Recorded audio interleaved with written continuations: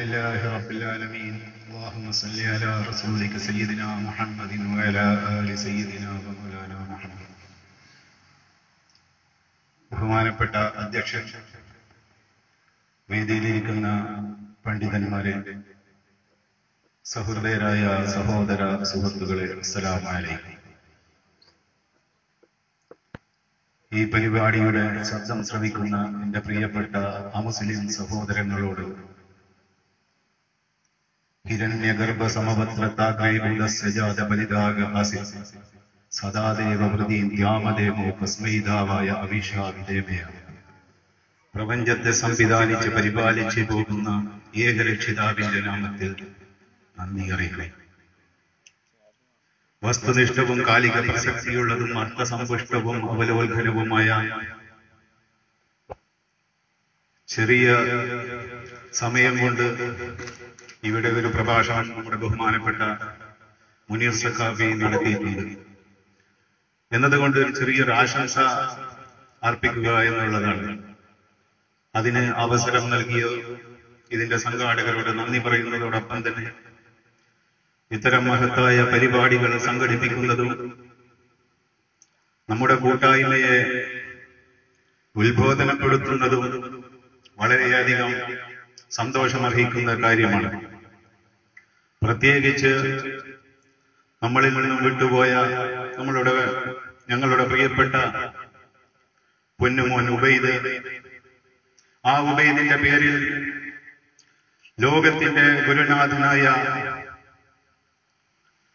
കടലിലെ അറ്റ്ലാന്റിക്കിന്റെ ആഴികളിൽ ഊളിയിട്ടുകൊണ്ടിരിക്കുന്ന പരൽമീൻ മുതൽ ഇതകീശ പർവ്വത നിരകളിൽ നിന്ന് ആഫ്രിക്കയിലെ ഘോരകാനനങ്ങൾ വരെയും പരന്നു കിടക്കുന്ന കോടിക്കണക്കിന് വരുന്ന മുസ്ലിം സമുദായത്തിന്റെ ഹൃദയത്തിന്റെ മൃദുല തന്തികളിൽ വിരാജിച്ചു കൊണ്ടിരിക്കുന്ന പ്രവാചക പ്രഭു മുഹമ്മദ് മുസ്തഫ സല്ലല്ലാഹു അലൈഹി വസല്ലമ തങ്ങളുടെ മദ്ഹുകൾ പറയുന്ന ഒരു സദസ്സ് ആകുമ്പോൾ ഇന്നത്തെ ഈ സദസ്സിന്റെ വെളിച്ചം ഞങ്ങളുടെ പൊന്നുമോന്റെ കബറിടങ്ങളിൽ എത്തുമെന്നതിൽ ഒരു തർക്കവുമില്ല. വിശാലമായി ഞാൻ സംസാരിക്കാൻ ആഗ്രഹിക്കുന്നില്ല. കാരണം നാം എല്ലാവരും മനുഷ്യരാണ്. ഈ മനുഷ്യരുടെ അവസ്ഥ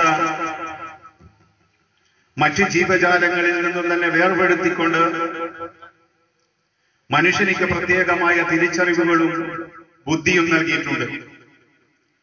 മനുഷ്യനെ അപേക്ഷിച്ചുകൊണ്ട് തന്നെ കൂടുതൽ ബുദ്ധിയുള്ള ജീവജാലങ്ങൾ അല്ലാഹു സുബ്ഹാനഹു വ തആല സൃഷ്ടിച്ചിട്ടുണ്ട് ഓരോ കാര്യത്തിലും. കാരണം ഒരു നായക്ക് ഗന്ധമറിയുവാനുള്ള കഴിവ് മനുഷ്യരെക്കാളും എത്രയോ കൂടുതൽ ഇരട്ടിയുണ്ട്. കാരണം ഓരോ വീട്ടിലും ഒരേ സ്ഥലത്ത് വല്ല ആക്രമണങ്ങളോ കൊലപാതകങ്ങളോ നടന്നു കഴിഞ്ഞാൽ ആ സ്ഥലത്തേക്ക് പോലീസുകാർ നായ്ക്കളെ കൊണ്ടുവരുന്നു.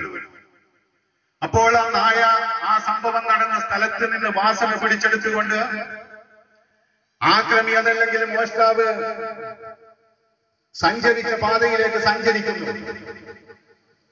പക്ഷേ ഇത് മനുഷ്യന് സാധ്യമാകുന്നില്ല. ചില ഇനം നായ്ക്കളുടെ നാസാരന്ധം മുതൽ ശ്വാസകോശം വരെ 173 ചതുരശ്ര സെന്റിമീറ്റർ സ്ഥലത്ത് ഗന്ധകോശങ്ങൾ വിന്യസിക്കപ്പെട്ടതായി കാണുന്നുണ്ട്. പക്ഷേ ഇത് മനുഷ്യന്റേത് കേവലം 4 ചതുരശ്ര സെന്റിമീറ്റർ മാത്രമേ ഉള്ളൂ. അപ്പോൾ മനുഷ്യനെ അപേക്ഷിച്ചുകൊണ്ട് വാസന പിടിച്ചെടുക്കാനുള്ള കഴിവ് ഈ നായക്കുണ്ടെങ്കിൽ ഈ കാര്യത്തിൽ ഇവിടെ മനുഷ്യൻ പരാജയപ്പെടുകയാണ്. അങ്ങനെ ദേശാടനം നടത്തുന്ന പക്ഷികളുടെ ചരിത്രം എടുക്കണം.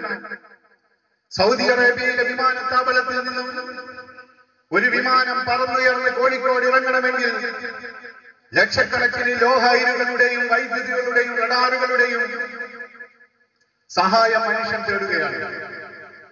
പക്ഷേ ഒരു ദേശാടനം നടത്തുന്ന ഒരു പക്ഷി ഉത്തര ധ്രുവത്തിൽ നിന്ന് ദക്ഷിണ ധ്രുവത്തിലേക്ക് 26,000 കിലോമീറ്ററുകൾ യാത്ര ചെയ്തുകൊണ്ട് അവിടെ മുട്ടയിട്ടു കുട്ടികളെ ഉണ്ടാക്കി തിരിച്ചതേ സങ്കേതത്തിലേക്ക് വരുന്നു.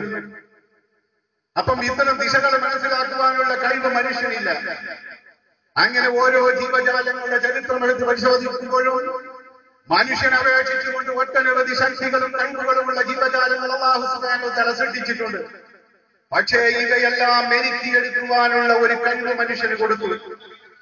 എങ്ങനെയാണ് ഈ മനുഷ്യനിക്ക് കഴിവ് വന്നത്? ഓരോ ഘട്ടത്തിലും ഓരോ വിഭാഗത്തിലും മനുഷ്യരാശിയെ നേർവഴിയിലേക്ക് നടത്തുന്നതിന് വേണ്ടി റബ്ബ് സുബ്ഹാനഹു വ തആല പ്രവാചകന്മാരെ അയച്ചു.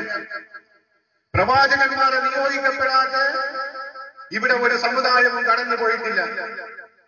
ഈ പ്രവാചകന്മാർ ചെയ്തത് നന്മയെയും തിന്മയെയും വേർതിരിച്ചറിയുവാനുള്ള വിവേകം അവർക്ക് പറഞ്ഞു കൊടുത്തു. അവസാനമായി ലോകത്തേക്ക് അയക്കപ്പെട്ട ലോകത്തിലൊരു മുസ്ലിമിന്റെ മാത്രം പ്രവാചകനല്ല, മുഹമ്മദ് നബി സല്ലല്ലാഹു അലൈഹി വസല്ലം ഒരു വിഭാഗത്തിന്റെ പ്രവാചകനല്ല, മറിച്ച് ലോകത്താകമാനമുള്ള മനുഷ്യരാശികളുടെയും ജീവജാലങ്ങളുടെയും സൃഷ്ടികളുടെയും മുഴുവൻ പ്രവാചകനായിട്ടാണ് അയച്ചത്.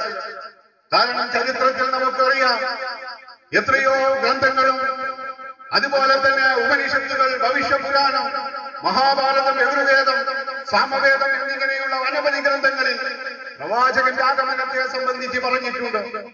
അങ്ങനെ പ്രതിപാദിക്കപ്പെട്ട പ്രവാചകൻ അവസാനമായി അയക്കപ്പെട്ട് അനുഗ്രഹിച്ചു നൽകിയ മതമാകുന്ന ഇസ്ലാം നമുക്കെല്ലാവർക്കും അറിയാം.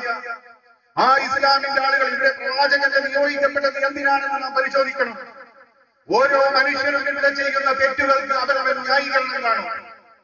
കാരണം ഒരു പെൺകുട്ടിയെ ബലാത്സംഗം ചെയ്ത് കാമവലി അടക്കുന്ന ഒരു പുരുഷന്, അതല്ലെങ്കിൽ ഒരു യുവാവിന് അവന്റെ ഭാഗങ്ങൾ ന്യായീകരിക്കുവാനുണ്ടാകും.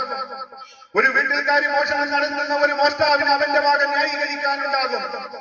ഒരാളെ കൊല ചെയ്യുന്ന ഒരു കൊലപാതകയ്ക്ക് അവന്റെ ഭാഗം ന്യായീകരിക്കുവാനുണ്ടാകും. അവനവൻ ചെയ്യുന്ന തെറ്റുകൾ അവനവൻ ന്യായീകരിക്കപ്പെടുമ്പോൾ അവനെ ദുർമാർഗത്തിൽ നിന്ന് പിന്തിരിപ്പിച്ചുകൊണ്ട് സത്യമായ മാർഗത്തിലേക്ക് നയിക്കുവാനാണ് പ്രവാചകന്മാരെ നിയോഗിക്കപ്പെട്ടിട്ടുള്ളത്.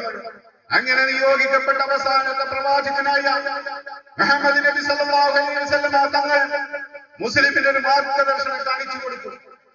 ആ മാർഗദർശനത്തിലാണ് നാം ജീവിക്കപ്പെടേണ്ടത്. തെറ്റുകളെയും കുറ്റങ്ങളെയും വേർതിരിച്ച് കാണുവാനും അത് മനസ്സിലാക്കുവാനുള്ള കഴിവാണ് നാം ആർജിക്കപ്പെടേണ്ടത്. സംഘടനയുടെ പേരിലും രാഷ്ട്രീയത്തിന്റെ പേരിലും മതത്തിന്റെ പേരിലും പരസ്പരം കലഹിക്കുമ്പോൾ നാം ഇവിടെ മനസ്സിലാക്കേണ്ടത് പ്രവാചകൻ നമുക്ക് കാണിച്ചു തന്ന മാർഗമാണ്. ആ മാർഗത്തിൽ കൂടി ജീവിക്കുവാൻ നമുക്ക് അല്ലാഹു സുബ്ഹാനഹു വ തആല തൗഫീഖ് ചെയ്യട്ടെ എന്ന് മാത്രമാണ് ഈ അവസരത്തിൽ എനിക്ക് പറയുവാനുള്ളത്.